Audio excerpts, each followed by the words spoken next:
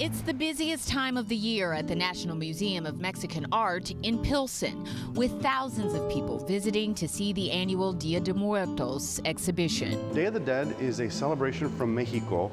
Although it has the word dead in it, it's actually a celebration of life. The ofrenda is a way of remembering who this person was. It's a way of keeping their story alive, bringing them to life for that day, and sharing their stories with children and friends and family.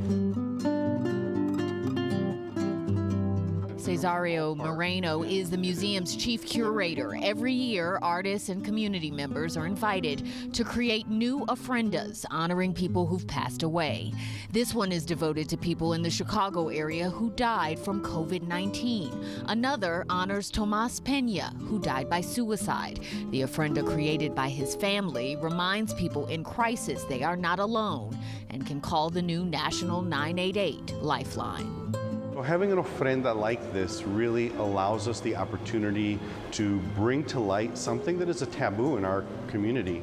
The family wanted to not only celebrate their son's life, but also to bring up this topic that's very important for people to understand that there is help out there, that you are not alone.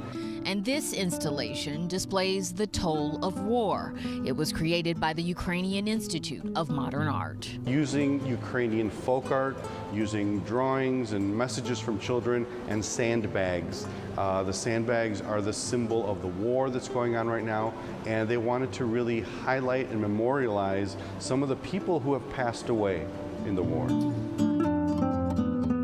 The Day of the Dead exhibition will be on display through mid-December. Today, the museum also wrapped up its annual celebration of Mexican folk artists. We bring people from different parts of Mexico. They come here, they set up their stations, they show us how they make things. It's demonstrations for a good 10 days or more.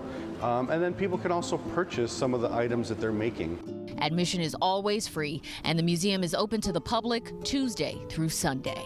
In Pilsen, Gaynor Hall, WGN News.